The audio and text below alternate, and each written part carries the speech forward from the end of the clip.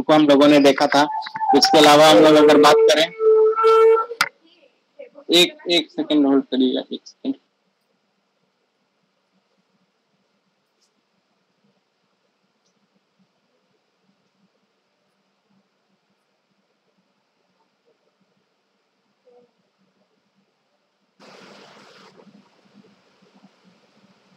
Conservation से संबंधित जो है वो देख लिया था हम लोगों ने, यूएनसीडी देख लिया, कन्वेंशन ऑन बायोलॉजिकल डाइवर्सिटी देख लिया, रामसर कन्वेंशन ऑन वेटलैंड्स देखा, साइट्स देखा, ट्रैफिक देखा, इसके अलावा जो है वो हम लोगों ने IUCN देखा।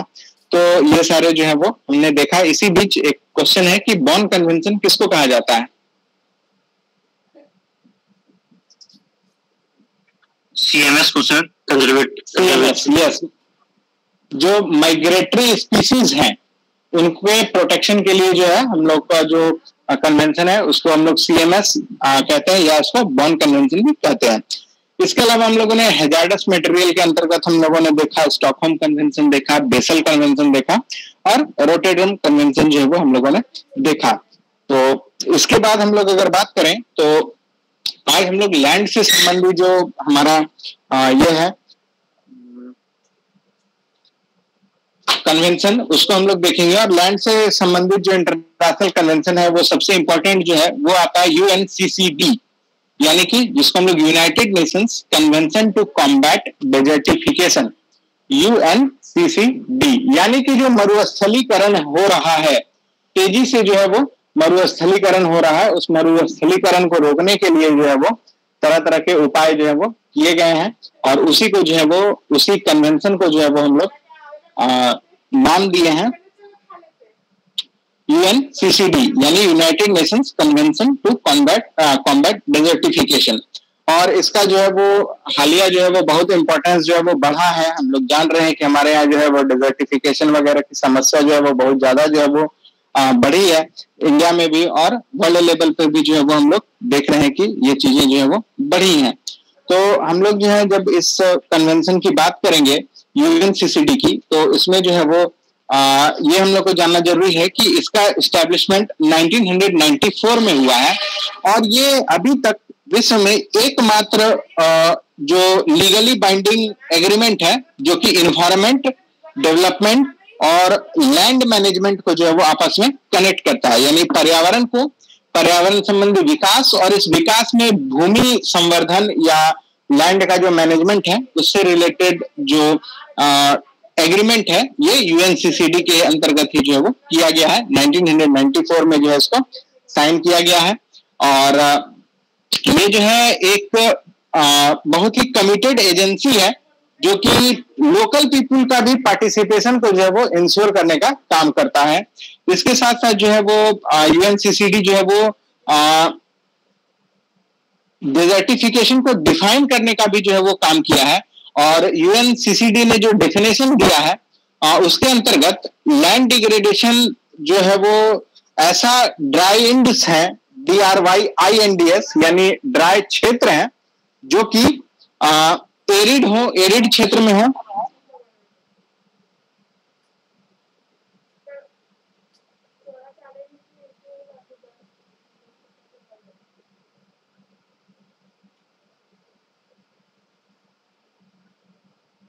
जो कि एरिड क्षेत्र में। सर स्क्रीन विजिबल नहीं है। ओके, स्क्रीन विजिबल नहीं है, वेट।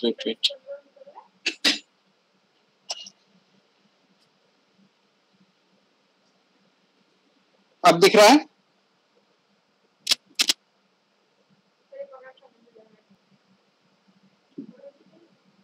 कि जो कोपेनहेगन का अमेंडमेंट था, मॉनिट्रियल प्रोटोकॉल में कोपेनहेगन अमेंडमेंट को जो है वो इंडिया ने एक्सेप्ट किया, इस तरह से हम लोग समझ सकते हैं।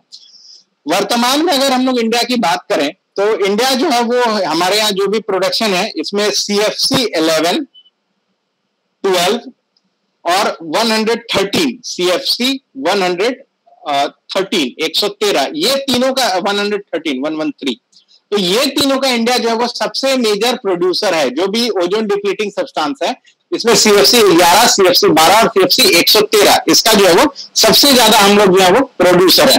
इसके अलावा हम लोग इंडिया में जो है वो CPC नाम का भी एक सब्सटेंस जो है वो प्रोड्यूस करते हैं, जो कि कार्बन टेट्राक्लोराइड के नाम से जो है वो जाना जाता है। कार्बन टेट्राक्लोराइड ये भी हम लोग प्रोड्यूस करते हैं। तो इसी तरह से जो है वो उसी तरह हेलोन 1301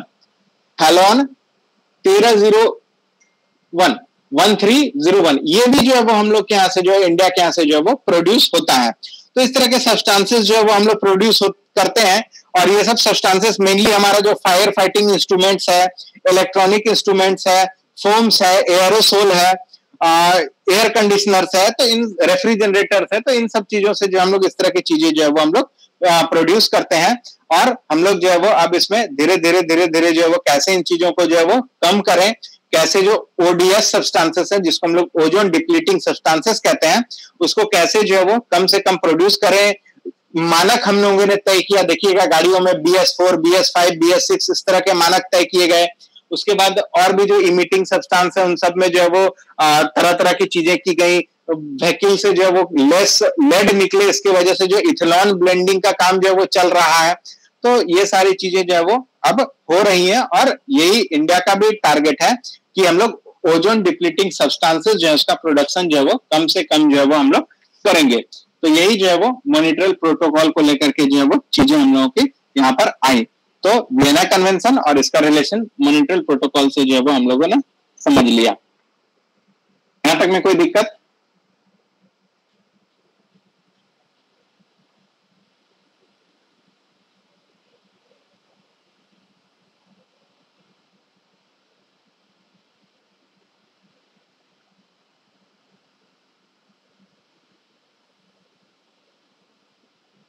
आगे बढ़े? Yes sir, yes. कंफ्यूजन नहीं हो रहा है इसमें, इन चीजों में? एक है जो लास्ट में पूछ रही है। ओके, वियना, इस क्रम को याद रखिएगा, वियना फिर मॉन्ट्रियल। अब इंडिया ने जो एडॉप्ट किया मॉन्ट्रियल में, फिर ये कोपेनहेगन एग्रीमेंट को जो है वो किया, ठीक है। नेक्स्ट आया Kigali agreement, KIGALI, Kigali agreement. Kigali agreement ये भी जो है वो इसी चीज से संबंधित था, यानी कि जो मॉन्ट्रियल प्रोटोकॉल का 28वां बार जो मीटिंग हुआ, 28वां बार जो मीटिंग हुआ, 28वां बार वाला जो मीटिंग हुआ वो किगाली में हुआ, और इसको जो है वो किगाली एग्रीमेंट के नाम से जो है वो जाना गया। यानी कि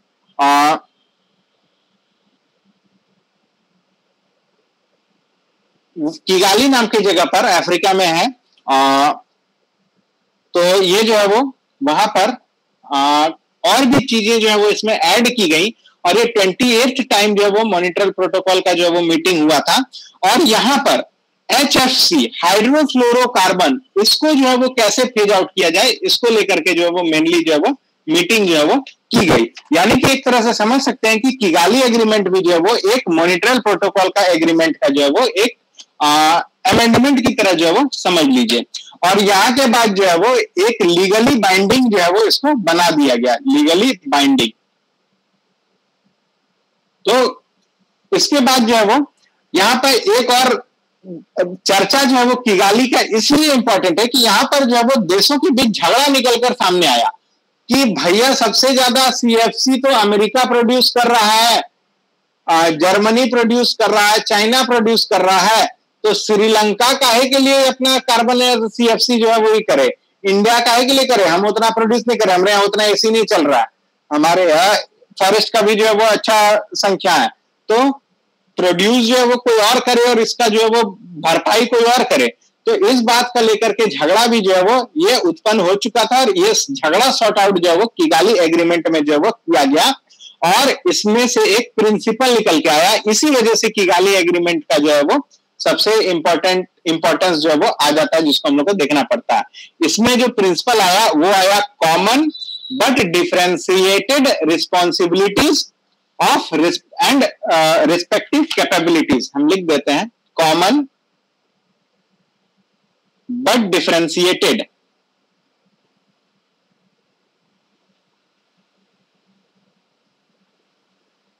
responsibility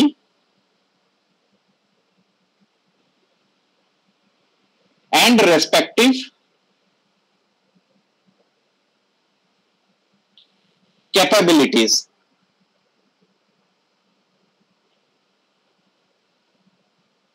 तो यही जो है इस किगाली एग्रीमेंट का जो है वो सबसे बड़ा एक प्रिंसिपल जो है वो निकल कर आया, यानी कि देखिए प्रोड्यूस कोई भी करे लेकिन ये जो है वो कॉमन समस्या है और डिफरेंशिएटेड रिस्पॉन्सिबिलिटी जो है वो इसमें हम लोगों को लेना होगा। यानी कि कोई बात नहीं, अगर इंडिया प्रोड्यूस कर रहा है थोड़ा ज्यादा भी, लेकिन पाकिस्तान के पास पोटेंशियल है कि इसके थोड़ा ज्यादा को हम मैनेज कर लें, एडजस्ट कर लें, थोड़ा पेड़ ज्यादा लगा दें, तो ये हम अपना शेयर्ड रिस्पॉन्सिबिलिटी, डिफरेंशिएटेड रिस्पॉन्सिबिलिटी के रूप में जो है वो समझेंगे। तो हम अपने रिस्पेक्टिव कैपेसिटी में जो है वो अपनी रिस्पॉन्सिबिलिटी को निभाएंगे और भले ही वो जो है वो हमारे लिए अलग अलग कंट्रीज के लिए डिफरेंशिएटेड हो, लेकिन समस्या कॉमन है, इससे सभी का समस्या जो है वो समाधान हो सकता है। तो यही जो यहाँ पर प्रिंसिपल जो है वो निकल कर आया किगाली एग्रीमेंट को लेकर के, और यहाँ पर जो है वो HFC को भी जो है वो जोड़ा गया कि HFC जो है वो हाइड्रोफ्लोरोकार्बन, ये भी जो है वो ओजोन डिप्लीटिंग सब्सटेंस है, ODS है। तो यही जो है वो किगाली एग्रीमेंट का जो है वो सबसे इंपॉर्टेंट ये रहा। क्लियर है यहां तक?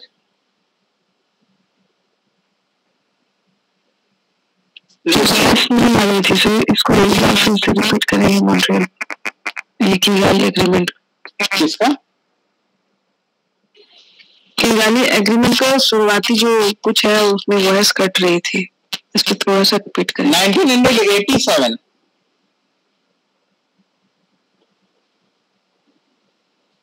1987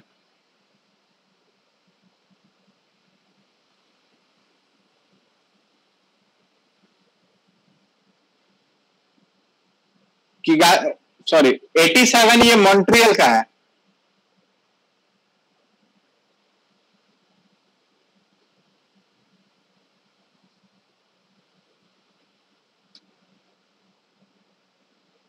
और किगाली जो एग्रीमेंट आया ये 2016 आया, 2016 किगाली 2016 और मॉन्ट्रियल जो है वो 1987।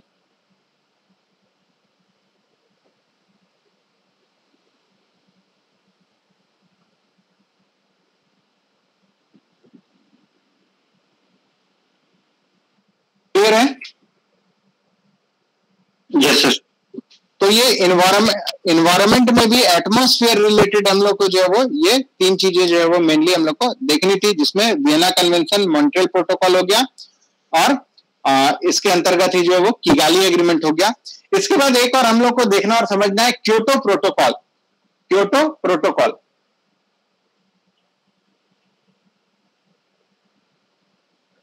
तो ये क्योटो जो है वो जापान में है। तो इसी जापान के क्योटो शहर में जो है वो एक प्रोटोकॉल जो है वो एडॉप्ट किया गया 11 दिसंबर 1997 को। तो ये जो है वो क्योटो प्रोटोकॉल जापान में किया गया एक प्रोटोकॉल जो है वो लाया गया एनवायरमेंट रिलेटेड, एटमॉस्फेयर रिलेटेड 11 दिसंबर 1997 को। लेकिन ये जो है उस समय लाया तो गया लेकिन लागू जो है वो नहीं हो सका, और ये लागू काफी बाद में 2005 के फरवरी में जो है वो जाकर के लागू करवाया जा सका। क्योटो प्रोटोकॉल जो है वो आ गया। वर्तमान में क्योटो प्रोटोकॉल में 192 पार्टीज हैं, 192 पार्टीज हैं। और ये भी जो है वो इस क्योटो प्रोटोकॉल में जो है वो क्या निकल के आया, ये भी इन्वायरमेंट एटमॉस्फेयर से ही रिलेटेड था। इसमें सीधा आया कि जो ग्रीन हाउस गैसेस हैं, ग्रीन हाउस गैसेस जो हैं, ये ग्रीन हाउस गैसेस के इमिशन को कैसे रिड्यूस किया जाए। इसके वजह से ग्लोबल वार्मिंग हो रहा है। तो हम लोग जानते हैं हरित प्रभाव जो हरित घर प्रभाव जो हम लोग का देखते हैं, ग्रीन हाउस गैसेस का जो इमिशन हो रहा है, इसके वजह से हम लोग जो है वो देख रहे हैं कि हमारे यहाँ बहुत समस्या जो है वो आ रही है। और इसमें जो है वो ग्रीन हाउस गैसेस के इमिशन को लेकर के, उसके प्रोडक्शन को लेकर के जो है वो एक प्रोटोकॉल बनाया गया। और इसमें भी जो किगाली एग्रीमेंट का जो ये आया था, प्रिंसिपल आया था, वो प्रिंसिपल को जो है वो यहाँ पे माना गया कि उसी तरह शेयर्ड बट जो हमारा कॉमन बट डिफरेंशिएटेड रिस्पॉन्सिबिलिटी जो है वही जो है वो यहाँ पर भी जो है वो हम लोग मानेंगे। तो ये चीज जो है वो यहाँ पर क्योटो प्रोटोकॉल में भी जो है वो निकल करके सामने आई। और इसमें हर कंट्री को इंडिविजुअल टारगेट देने का भी काम जो है वो किया गया कि आप जो है वो इतना रिडक्शन करिए, आप इतना करिए, आप इतना करिए। तो इस तरह का इंडिविजुअल टारगेट भी जो है वो देने का जो है वो काम किया गया। पहली बार जब इसमें एग्रीमेंट हुआ था तो इसमें जो है वो 5% इमिशन रिडक्शन की बात कही गई थी। 5% जो हम लोग रिड्यूस करेंगे इमिशन को। 5% किसका? जो 1990 में जो लेवल था उस लेवल से 5% रिडक्शन जो है वो हम लोग करेंगे इस क्योटो प्रोटोकॉल के एडप्ट करने के बाद। ऐसा जो है वो इस क्योटो प्रोटोकॉल में किया गया था। लेकिन भाई 2005 के बाद जो है वो चीजें ड्रामेटिकली जो है वो बदली और जो है वो पहले 5 साल के लिए जो है वो टारगेट रखा गया, यानी कि 2008 से लेकर के 2012 तक का जो इसका फर्स्ट पीरियड, कमिटेड पीरियड जो है वो माना गया था कि इसी पीरियड में जो है वो हम लोग 5% रिडक्शन का काम जो है वो करेंगे ग्रीन हाउस गैसेस के इमिशन का। इसके बाद फिर जाकर के जो है वो क्योटो प्रोटोकॉल का एक सेकंड कमिटमेंट जो है वो आता है और ये आकर के जो है वो आता है तो ये फिर क्योटो में नहीं होता है बल्कि दोहा नाम के जगह पे जो है वो कतर में होता है। तो ये फिर जो है वो क्योटो प्रोटोकॉल का ही एक एक्सटेंडेड वर्जन जो है वो हम लोग को दोहा में जो है वो देखने को मिलता है और ये 2013 में जो है वो देखने को मिलता है। और ये 2013 से 2020 तक के लिए जो है वो टारगेट जो है वो तय करता है। और इस बार जो है वो तय किया जाता है कि 1990 का जो लेवल था उस लेवल से आज हम लोग 18% जो है वो कमाएंगे। यानी कि पहले 1990 का जो लेवल था उससे 5% तक हमको उसका production CFC green house gas का जीएचजी का जो है वो कम करना है। और जो दोहा में हमने तय किया उसमें तय किया कि हम लोग 1990 में जो लेवल था उस लेवल का 18% तक जो है वो हम लोग कम करेंगे। तो ये जो है वो दोहा में जो है वो इसी क्योटो प्रोटोकॉल का जो है वो सेकेंड समिट जो है वो शुरू हुआ और सेकेंड जो टाइम फ्रेम तय किया गया वो 2013 से 2020 तक का जो है वो तय किया गया। तो यही जो है वो आया इसमें। क्योटो सर इनिशियल वाला पार्ट रिपीट कर देंगे क्योटो का सर। तो ओके, तो क्योटो प्रोटोकॉल का जो रहा ये क्योटो जो है वो जापान के क्योटो शहर में जो है वो एक सभी पार्टी लोग बैठे 11 दिसंबर 1997 को जो है वो ये मीटिंग हुई और यहाँ पर तय किया गया, डिसाइड किया गया कि जो ग्रीन हाउस गैस है ये बहुत ज्यादा इमिट हो रहे हैं, इसकी वजह से ग्लोबल वार्मिंग हो रहा है, ग्लोबल वार्मिंग जो है वो बढ़ रहा है।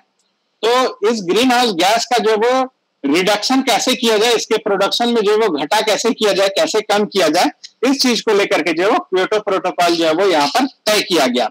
लेकिन ये क्योटो प्रोटोकॉल तय तो 1997 में किया गया लेकिन ये लागू जो है वो फरवरी 2005 से हुआ।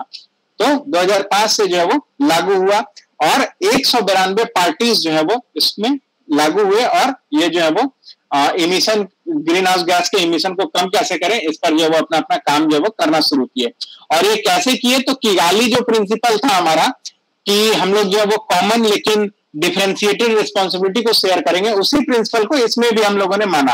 हो सकता है हम नेपाल जैसा कंट्री जो है वो कम ग्रीन हाउस गैस इमिट कर रहा है, वहीं इंडिया ज्यादा कर रहा है, तो नेपाली बोलेगा कि इंडिया कर रहा है तो इंडिया बुझे, ये जो है वो बात मान्य नहीं है। लेकिन हम मेरे पास पोटेंशियल है, कैपेसिटी है, तो हम अपने स्तर से कर देंगे, इंडिया के पास जो पोटेंशियल कैपेसिटी है वो अपने स्तर से कर देगा। अब उसके लिए नेपाल को फायदा हो जाए या इंडिया को फायदा हो जाए इससे मतलब नहीं है।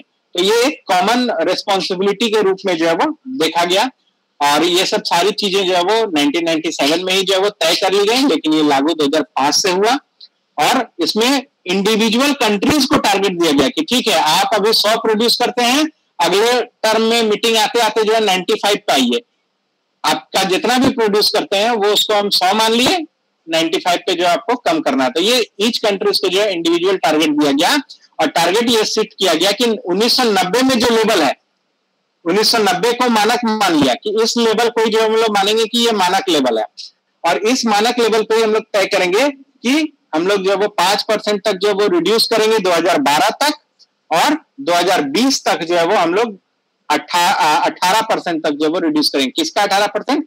तो 1990 वाले मानक का, 1990 के मानक का। तो यही जो वो क्योटो प्रोटोकॉल हुआ। उसके बाद जो जब ये क्योटो प्रोटोकॉल वगैरह का खत्म हुआ तो इसका सेकेंड राउंड जो वो दोहा में जो है वो शुरू हुआ, कतर में, और वहां पर ही जो है वो 18% कम करने का जो है वो बात यहाँ पे किया गया। तो ये जो वो क्योटो प्रोटोकॉल से रिलेटेड जो वो चीजें रही, और ये हमारे यहाँ एयर से रिलेटेड या इन्वायरमेंट से रिलेटेड में विशेषकर ओजोन और ग्रीन हाउस गैस से रिलेटेड चीजें जो है वो आ गई। क्लियर है ये यहाँ तक? Yes sir. उम्मीद है कि कंफ्यूजन जो है वो नहीं होगा, सबका रेलेवेंस जो है वो समझते चले आ रहे होंगे, और कैसे एक दूसरे से रिलेटेड है इस चीज को भी समझ पा रहे होंगे। यस सर, इसे याद करना थोड़ा कन्वीनियंट हो गया सर। एटमॉस्फेयर के अंदर लिखवा दिए, प्लेन के अंदर लिखवा दिए, हो गया थोड़ा सा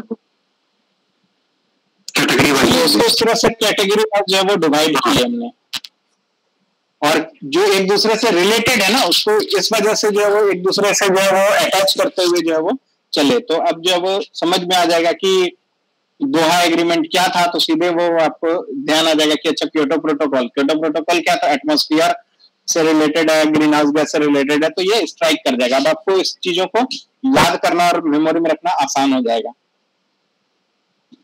चलिएगा, तो नेक्स्ट जो है वो हम लोग देखेंगे, आगे बढ़े। इन्हीं को और कोई कंफ्यूजन, किसी तरह का सवाल है तो बताइए। झिझकना नहीं है सवाल पूछने में, कुछ नए लोग हैं तो हो सकता है उनको जो है वो थोड़ा सा झिझक लगे, झिझकना नहीं है। सर एक यूएनसीसीडी वाला आपने बताया था ना, वो लीगली बाइंडेड है, उसमें कुछ बोले तो सर दो चीज को कनेक्ट करता है, वो बता देंगे क्या था वो। पहला एग्रीमेंट है जो दो चीजों को कनेक्ट करता है, यूएनसीसीडी वाला पूछते हैं। अच्छा,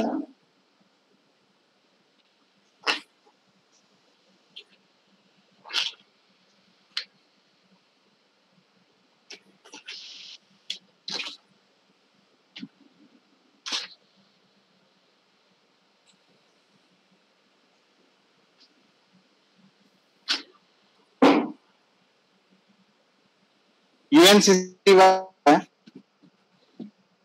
ये कनेक्ट करता है एनवायरमेंट, सस्टेनेबल डेवलपमेंट गोल्स और land management. Land management, environment, sustainable development goals और लैंड मैनेजमेंट। क्योंकि एसडीजी है, उस एसडीजी में जो है वो land on life on land भी जो है वो इंक्लूड हो जाता है, यानी जो जमीन पर जो जीवन है वो भी जो है वो इंक्लूड होता है। इस वजह से जो सस्टेनेबल डेवलपमेंट गोल में जो है वो शामिल हो जाता है। तो सस्टेनेबल डेवलपमेंट गोल जो है ना वो एक होलिस्टिक एस्पेक्ट जो है वो हो गया, उसमें जो भी हमारा जो चीजें इन्वायरमेंट इंटरनेशनल कन्वेंशन होता है वो कहीं ना कहीं हमारा सस्टेनेबल डेवलपमेंट गोल से जो है वो रिलेटेड जो है वो हो जाता है, एसडीजी से जो है वो रिलेटेड हो जाता है। तो इस वजह से जो है एसडीजी समझ लीजिए बाय डिफॉल्ट वहां पे शामिल है, जहां जहां पे जमीन का बात कर रहे हैं, वाटर का बात कर रहे हैं, अफोर्डेबल एनर्जी का बात कर रहे हैं, तो इस तरह की चीजें जहां भी हम लोग बात करेंगे तो वहां पे समझिए कि सस्टेनेबल डेवलपमेंट गोल्स जो है वो ऑटोमेटिक इंक्लूडेड हो जाते हैं। और किन्हीं का कोई सवाल?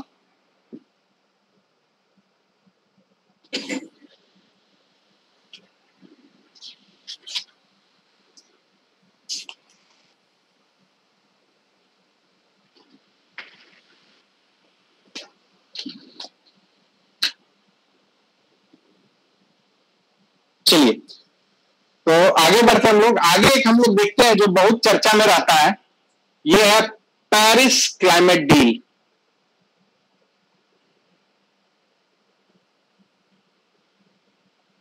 क्या है ये पेरिस क्लाइमेट डील?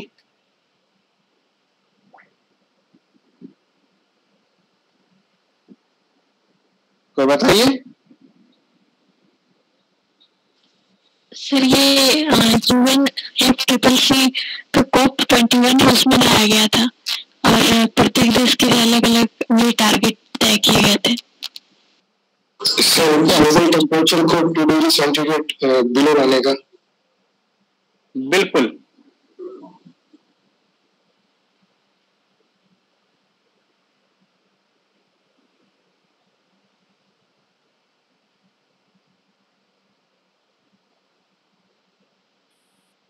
इसका भी चर्चा जो है वो बहुत जोरों पर जो है वो चल रहा है।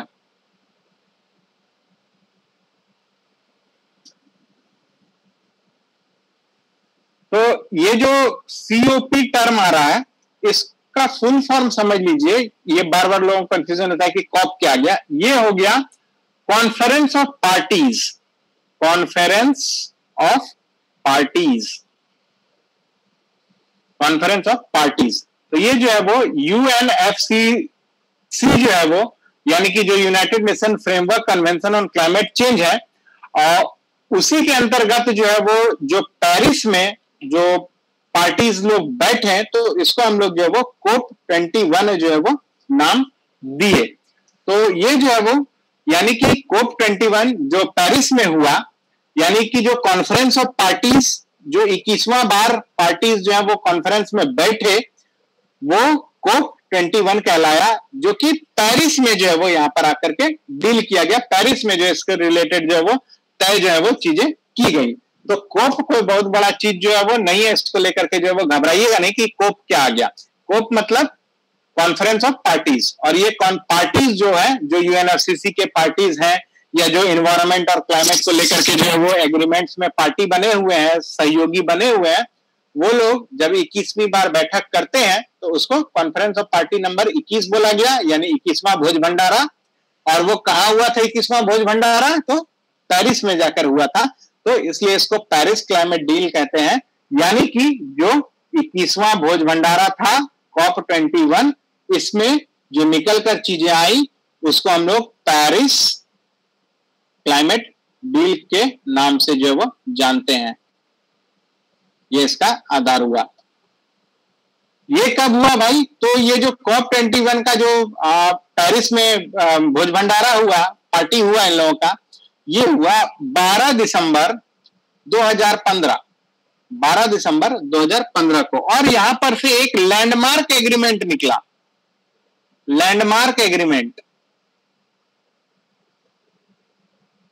जो एग्रीमेंट यहां पर लोगों ने भोज भंडारा करने के बाद किया, वो एक लैंडमार्क एग्रीमेंट हुआ। और वो क्या हुआ कि जो हमारा क्लाइमेट चेंज हो रहा है, इसको कॉम्बैट कैसे करेंगे, उसको लेकर के जो है बहुत सारी चीजें जो है वो यहां पर हुई। कोई एक दो चीजें जो है वो नहीं हुई, बहुत सारे एग्रीमेंट जो है वो साइन किए गए। उस एग्रीमेंट में बहुत सारे पॉइंट्स थे, बहुत सारे एजेंडा जो थे, सारे जो है वो क्लाइमेट चेंज को कॉम्बैट करने के लिए, जो हो रहा पर्यावरण असंतुलन है, उसको कॉम्बैट करने के लिए जो है वो ये चीजें यहां पर की गई। इसके साथ साथ जो हमारा देशों का जो एक्शन है, क्या एक्शन ले रहे हैं क्लाइमेट चेंज को रोकने के लिए, उसके लिए क्या इन्वेस्टमेंट कर रहे हैं, उसके अलावा जो है वो कार्बन लो फ्यूचर कैसे बनाया जाएगा, यानी कम से कम जो है वो कार्बन प्रोड्यूस किया जाएगा, ये सब इस एग्रीमेंट का, ऑफिशियल डॉक्यूमेंट का, इस एग्रीमेंट का जो है सबसे इंपॉर्टेंट हिस्सा जो है वो निकल कर आया। इन्हीं सब चीजों पर जो है वो आया। इसके साथ साथ इसमें जो इंपॉर्टेंट चीजें आई वो हो गया कि हम लोगों को ग्लोबल रिस्पॉन्स बढ़ाना होगा। ग्लोबल रिस्पॉन्स जो है वो बढ़ाना होगा, यानी कि देश जो भाग ले रहे हैं उसको जो है वो बढ़ाना होगा, ग्लोबल रिस्पॉन्सेस को, ताकि जो ग्लोबल टेम्परेचर राइज हो रहा है उसको बिलो 2 डिग्री रखा जाए, बिलो 2 डिग्री सेल्सियस। ये टारगेट तय किया गया इस पेरिस क्लाइमेट डील में, या COP21 के पेरिस मीटिंग में, कि हम लोग जो है वो पूरे विश्व मिलकर, पूरे विश्व जो है वो एक रिस्पॉन्सिबिलिटी लेकर, रिस्पॉन्स देकर पूरे विश्व का, पूरे धरती का तापमान जो है वो 2 डिग्री सेल्सियस तक जो है वो नीचे लाने का काम करेंगे। तो यही जो है वो इसका सबसे इंपॉर्टेंट बात जो है वो निकल के आया कि क्लाइमेट को हम लोग कॉम्बैट करना है, और उस कॉम्बैट में सबसे पहला काम हम लोग को करना है कि सब ग्लोबली हम लोग मिलजुल करके जो है वो पूरे धरती का तापमान 2 डिग्री सेल्सियस तक जो है वो कम करेंगे और भविष्य में और 1.5 डिग्री तक जो है वो इसको लेकर के जो है वो आएंगे कि जो है 1.5 डिग्री से ज्यादा जो है वो हमारा टेम्परेचर ना बढ़े, इसको भविष्य के लिए जो है वो डाल दिया गया। यानी कि टारगेट 1 पहले बिलो 2 डिग्री किया गया और बाद में फिर जो है बोला गया कि जब इसको हम लोग अचीव कर लेंगे तब हम लोग इसको 1.5 डिग्री सेल्सियस पर जो है वो रिस्ट्रिक्ट करेंगे। तो ये जो है वो आया। और इसमें एक और बात, इसमें नेशंस के लिए जो है वो जो देश हैं उनके लिए भी जो है वो एक बहुत इंपॉर्टेंट बात कही कि उनको डिटर्मिनेशन जो है वो करना होगा, यानी उनका डिटरमाइंड कंट्रीब्यूशन होगा। डिटरमाइंड कंट्रीब्यूशन यानी पहले से तय जो है वो कंट्रीब्यूशन होगा कि फलाना देश जो है वो, जैसे इंडिया है, वो कितना एफर्ट लगाएगा, ये बात पहले से जो है वो डिटरमाइन कर दिया गया। चाइना है, वो कितना एफर्ट लगाएगा इस ग्लोबल जो हम लोग जो अभी तय किए कि हम लोग जो है वो ग्लोबल एफर्ट लगाएंगे, सभी लोग जो है वो मिल के एफर्ट लगाएंगे, ग्लोबली रिस्पॉन्स देंगे। तो हर के रिस्पॉन्स को जो है वो तय किया गया और उसको बोला, अपने से बोला गया कि आप ही बताइए कितना लीजिएगा, कितना अपना माथा में लीजिएगा। तो इंडिया में जो है मोदी साहब तो गए ही थे, बाद में अभी हाल फिलहाल वाला जो करंट वाला जो हुआ था तो उसमें भी बोल के आ गया है कि 2070 तक तो हम कार्बन न्यूट्रल हो जाएंगे। देखेंगे हम लोग जो मिशन पंचामृत इन्होंने बताया, इसके लिए मिशन पंचामृत जो है वो चालू किया है। पंचामृत यानी 5 गो जो है उसमें बात कही है, इसको हम लोग अलग से देखेंगे मिशन पंचामृत को। तो ये जो है वो इंडिया ने अपने तरफ से बताया कि हम लोग जो है वो 2070 तक कार्बन न्यूट्रल जो है, कार्बन जीरो जो है वो हो जाएंगे। फिर 50 तक की टारगेट को भी जो है वो इन्होंने सेट करके जो है वो आया। तो ये अगले टॉपिक का हमारा विषय है। तो ये जो है वो जानना हम लोग को ये है कि डिफरेंट कंट्रीज को अपने तरफ से बोलने बता दिया गया कि आप कितना एफर्ट लगाएगा, ये बात जो है वो बता दीजिए। और इसको जो है वो टर्म दिया गया NDCs। तो NDCs यानी जो मिशन पंचामृत है, ये हमारा एक NDC टारगेट है। NDC टारगेट, NDC क्या है भाई? तो वही nationally determined contribution, nationally determined contribution. तो हम लोग कितना कंट्रीब्यूट करेंगे? तो 2070 तक न्यूट्रल कर देंगे, जीरो कर देंगे, जीरो कार्बन कर देंगे। ये मेरा जो है वो राष्ट्रीय स्तर पर तय किया गया, डिटरमाइन किया गया सहयोग है विश्व के लिए।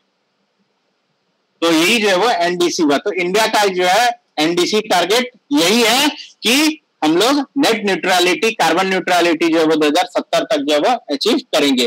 तो NDC टर्म कहीं दिखेगा तो कंफ्यूज नहीं करिएगा। तो ये सब चीजें जो है वो यहाँ पर आई। और उसके बाद जो है वो एक चीज और ध्यान रखिएगा कि पेरिस एग्रीमेंट जो है वो ये लागू हुआ 2016 से। 4 नवंबर 2016, 4 नवंबर 2016 से जो है वो पेरिस एग्रीमेंट जो है वो लागू जो है वो किया गया। और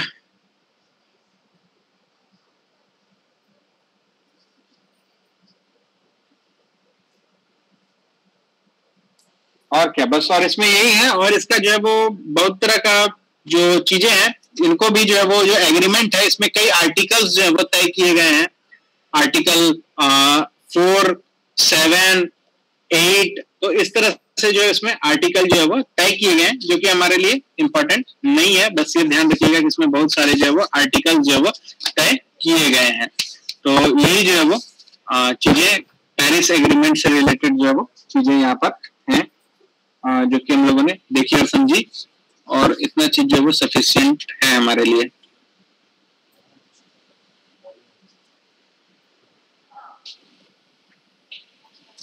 क्लियर है पेरिस एग्रीमेंट क्या था?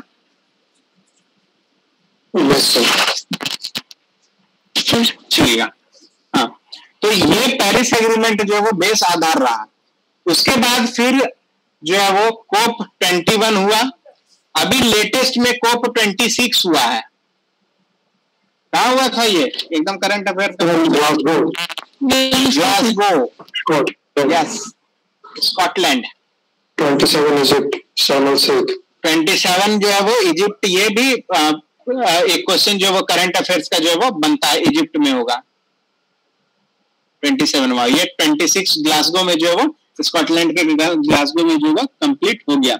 और यहाँ पर जो है वो एक चीज याद रखिएगा कि वर्ल्ड के 120 लीडर जो है वो भाग लिए थे, हमारे साहब भी गए हुए थे यहाँ से, तो वहीं पर जाके जो है वो बता दिए थे, इसी ग्लासगो में ही जो है उन्होंने अपना नेशनल कंट्रीब्यूशन टारगेट जो है वो तय किया था कि हम लोग जो है भाई नेट जो 2070 तक हो जाएंगे। और उसके बाद मिशन पंचामृत वगैरह का जो बात कही थी वो इन्होंने यही COP26 में जाकर किया था। तो ये जो